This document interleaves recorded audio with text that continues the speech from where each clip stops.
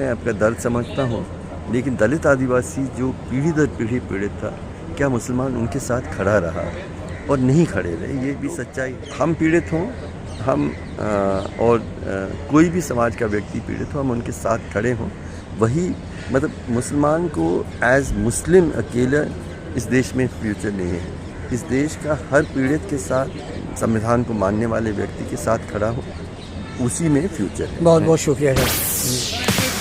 जैसे कि आपने सुना कि इस मुल्क में हालात बहुत अबतर हैं और बड़ी तारीकी नजर आती है, लेकिन इस तारीकी में कुछ ऐसे सितारे हैं, कुछ ऐसी रोशनी की किरणें हैं जो हमें जिंदा रहने की का हौसला देती हैं। और उन्हीं किरणों में एक किरण है जनाब हर्षमंदर की, जो हर्षमंदर जो साबिक IAS ऑफिसर हैं और जिन्होंने गुजरात की नस्ल कुशी के खिलाफ, जब वो वहाँ कलेक्टर थे, उन्होंने बड़े अफसर थे, अपनी नौकरी को कुर्बान करके और रिलीफ कैंपों में जाकर के गुजरात के मुसीबत ज़दगान की मदद की। आज वो कारवाने मोहब्बत के नाम से कारवां चला रहे हैं, उसके सदर हैं, और इंसानियत के लिए और दुखी इंसानियत के लिए वो जितना काम इस मुल्क में कर रहे हैं, इतना काम बहुत कम लोग और शायद नादिर ही कोई लोग होंगे जो इतना काम कर रहे हो। वो हमारी दरख्वास्त पर यहाँ तशरीफ लाए हैं।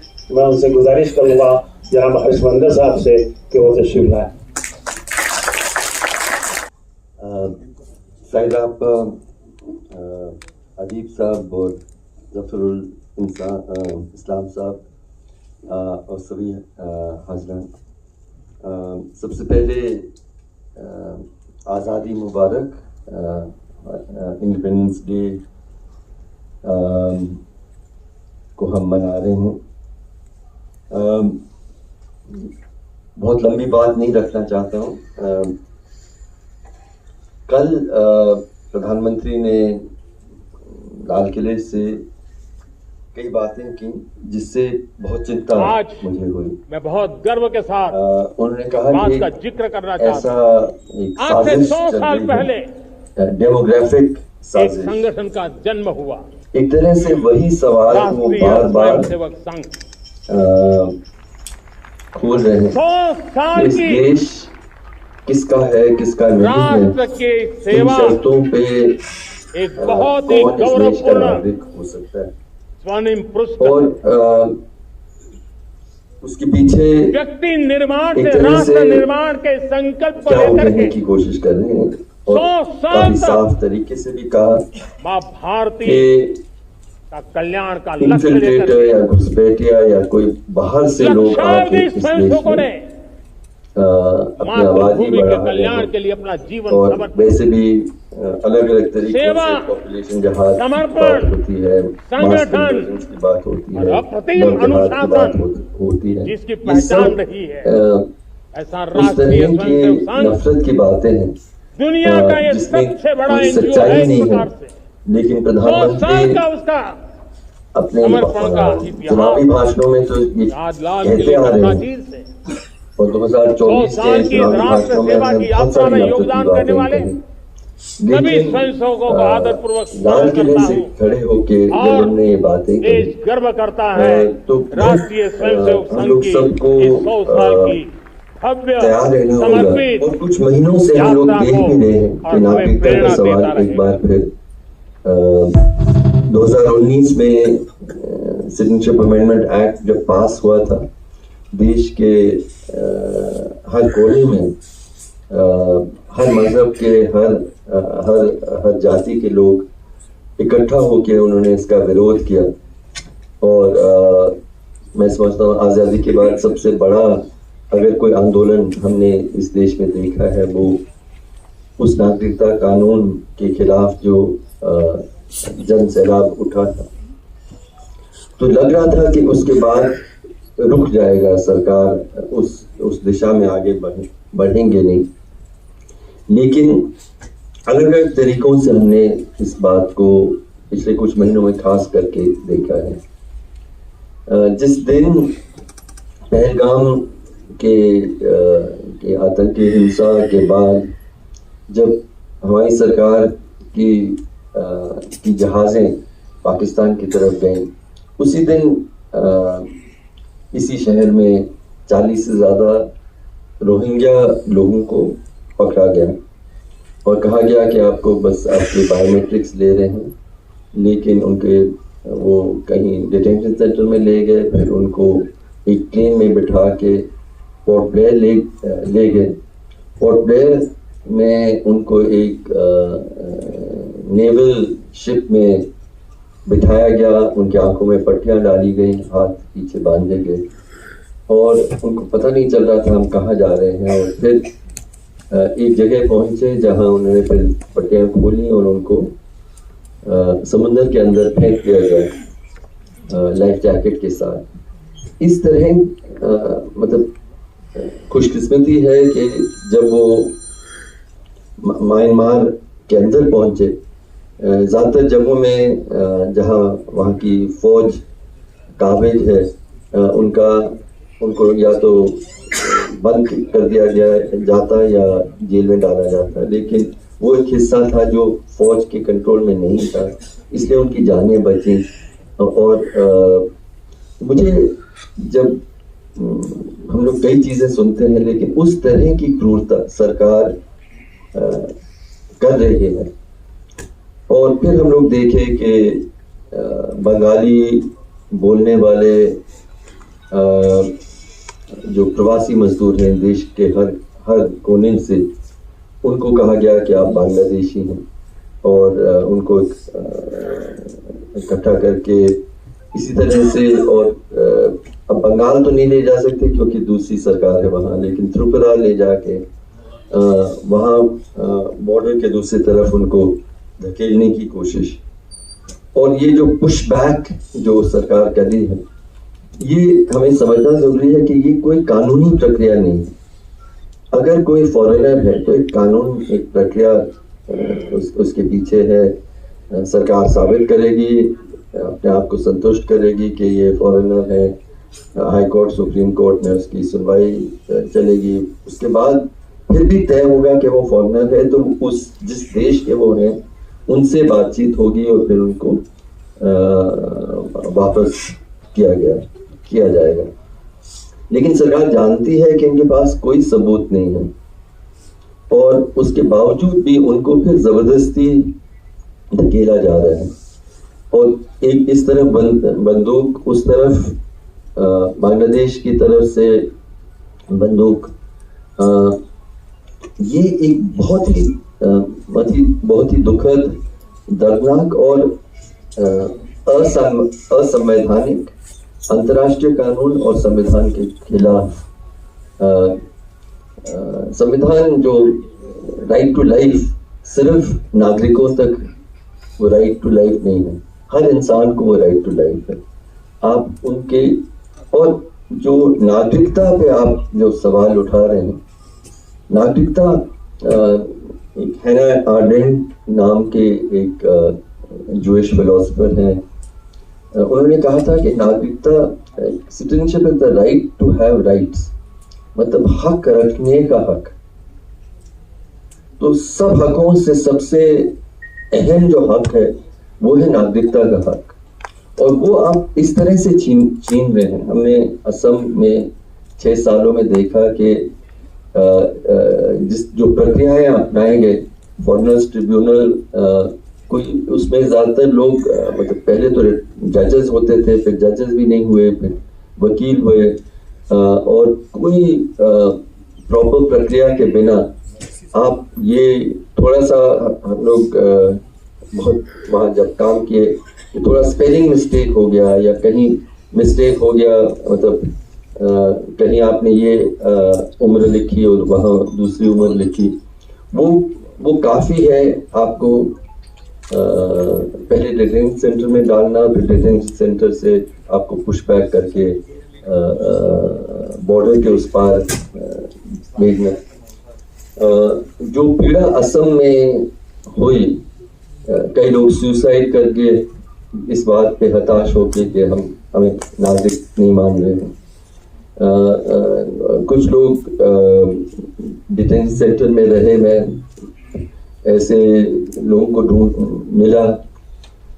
एक बच्चा कह रहा था कि 9 साल से मेरी माँ डिटेंशन सेंटर में हैं। मैं बहुत छोटा था जब वो गई, मुझे उनका चेहरा भी याद नहीं है। और वो क्या सजा, मतलब क्या अपराध है उनका कि उनके पास वो डॉक्यूमेंट्स नहीं है। मुझसे पूछा जाए तो मैं नहीं वो डॉक्यूमेंट्स इकट्ठा कर सकता जो सरकार मांग रही है। अब वो प्रक्रिया उन्होंने असम में 6 सालों में किया और कि हमें पता चला है कि बहुत सारे यहाँ बाहर से आए हुए लोग हैं। अब बिहार में अचानक वो कहते हैं हम 3 महीनों में वो काम करेंगे, और वहाँ लगभग 3-3.5 करोड़ लोग थे, यहाँ 8 करोड़ लोग वोटर्स हैं, और 3 महीनों में और हम लोग देख रहे हैं ये सारी ये क्या कोशिश की जा रही है। कोशिश ये की जा रही है कि हर मुसलमान नागरिक के दिल में डर बिठाया जाए कि सरकार कभी भी आपसे ये सवाल पूछ सकती है कि आप इस देश के हैं भी कि नहीं, और आप साबित नहीं कर पाएंगे, आपको मौका भी मिलेगा या नहीं मिलेगा। सरकार आपको डिटेंशन सेंटर में भी भेज सकते हैं या फिर आपको पुशबैक करके सागर में फेंक सकते हैं, सुंदरबन के जंगलों में आपको धकेल सकते हैं, कहीं और आपको अंधेरे में बंदूक के नोक पे आपको भेज सकते हैं। ये मतलब कोई भी मानवीय लोकतांत्रिक सेकुलर समाज में ये बहुत बहुत गलत है। और इसकी शुरुआत यही बात जब सीए हुआ था, इसी बात का डर था, और ये हम लोग देख रहे हैं अपने सामने। मुझे लगता है कि बहुत बड़ा खतरा है। और मतलब ये डेमोग्राफिक कंस्पिरेसी की जो बात हुई प्रधानमंत्री में, और चीज़ों की भी बात है। ये अजीब सा एक और राय है सारे व्हाट्सएप ग्रुप्स में और इसमें कि जानबूझ के मुसलमान बहुत सारे बच्चे पैदा करते हैं ताकि एक दिन इनकी आबादी हिंदुओं से ज़्यादा बढ़ जाए। मतलब वैसे भी बेवकूफ़ी की बात है कि 14% के लोग 80% से कब कैसे बढ़ेंगे और कब बढ़ेंगे। लेकिन बढ़े भी तो ये उन्हीं का देश है, क्यों नहीं बढ़े। लेकिन आंकड़े ये बताते हैं कि हिंदू और मुसलमान की जो मतलब एक आर्थिक लेवल पे और एक एजुकेशन लेवल पे जितने बच्चे हिंदू पैदा करते हैं उतने ही मुसलमान ही पैदा करते हैं। फिर ये एक और के जो लव जहाद के मुस्लिम बच्चे जानबूझ के लड़के, इस तरह के बहुत सारे अफवाहें, प्रेजुडिसेस, इससे नफरत भी फैलाई जाती है, लिंचिंग भी इस आधार पे किए जा रहे हैं। और इसका सामना हमें करना बहुत ज़रूरी है। बहुत लंबी बात नहीं रखना चाह रहा हूँ, आप लोगों की बातें भी मैंने सुनी। नाउमीदी अभी भी रखने का कोई कारण नहीं है। जैसे हमने 2019 में देखा था जब सरकार ने ऐसा कानून बनाया जब पहली बार नागरिकता को मजहब से जोड़ के, तो सरकार सोचती थी कि हाँ हम तो आसानी से, और कुछ जगह मुसलमान लोग इसका विरोध करेंगे, हम उनको दबा देंगे। लेकिन जिस तरह से हमने देखा देश भर में हर मज़हब हर जाति के लोग, और मैं उन 100 दिनों का जो आंदोलन था लगभग रोज़ किसी न किसी देश के कोने में मैं जा रहा था, और जिस तरह का मैंने एकता देखी मुझे लगा कि ये देश अभी भी टूटा नहीं है। उसमें जो नफरत की राजनीति इतने सालों तक चली है वो कामयाब रहेगी, और बार बार वो यही दिखता है हमें। पहलगाम में जब ये आतंकवादी हमला हुआ था उसके बाद कश्मीरी लोग किस तरह से सामने आए और उन्होंने अपने घरों को के दरवाज़ों को खोला, लोगों को संभाला। जो वहाँ टूरिस्ट थे, बहुत सुंदर कहानियाँ हैं किस तरह से उन्होंने उनको संभाला और कहा कि आप हमारे मेहमान हैं, आप हमारे अपने हैं। आपने बताया, या कुंभ मेला में जब बहुत बड़ा स्टैम्पीड हुआ था तो मस्जिदों ने अपने दरवाजे खोले। हिंदू मुस्लिम एकता आम हिंदुस्तानी आज भी उस पे कायम है।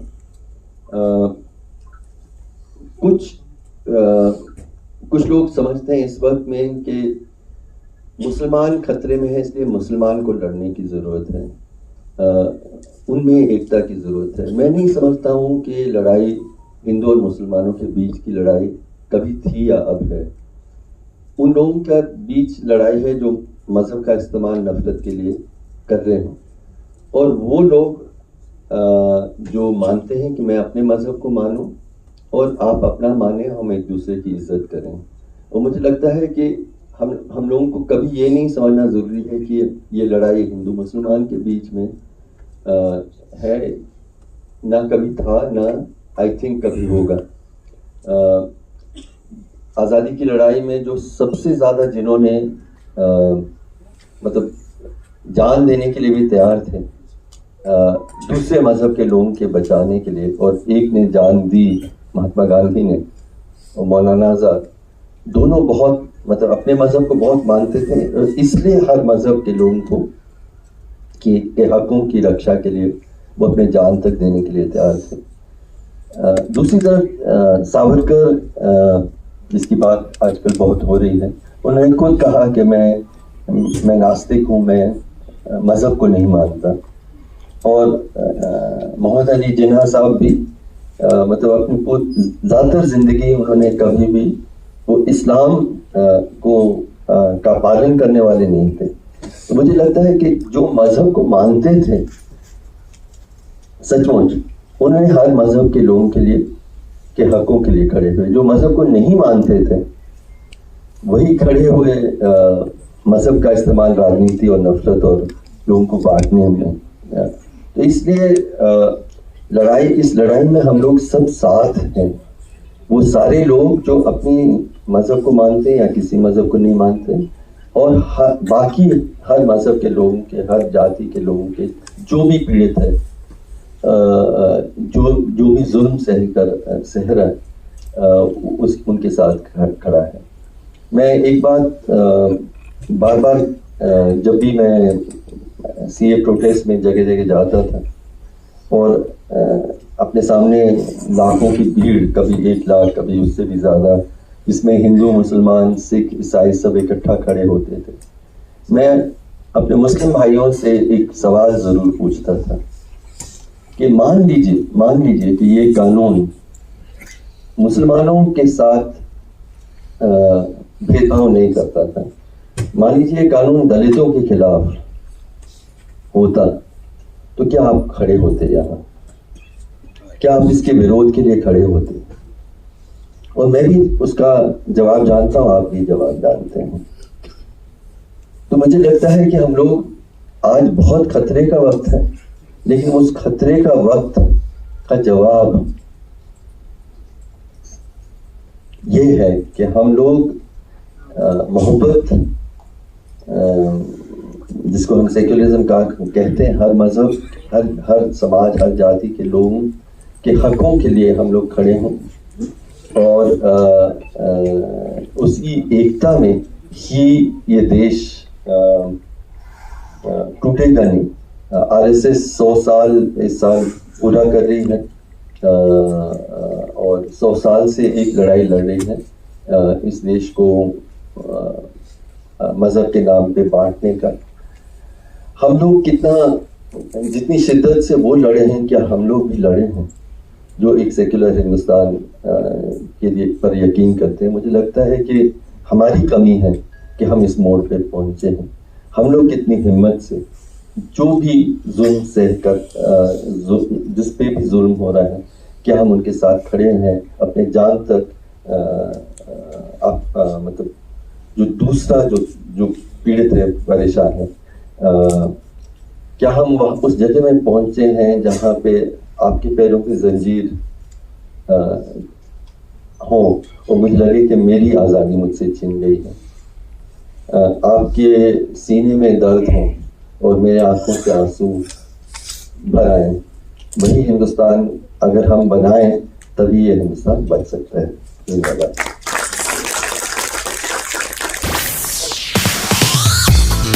ऑल इंडिया मुस्लिम मुशावरत के 60 साल पूरा होने पर एक तकरीर मुनक़्क़िद किया गया, जिसमें वरिष्ठ समाज सेवी और कारवां के अध्यक्ष हर्षमंदर भी आमंत्रित थे, जिन्होंने इस मंच से अपनी खुलकर बात रखी कि आज मुसलमानों को क्या ज़रूरत है और क्या नहीं है, और मुसलमानों को इस वक्त आइए कहाँ खड़े हम रहना फिर चाहिए। मिलते हैं नए कार्यक्रम में नए मेहमानों के साथ।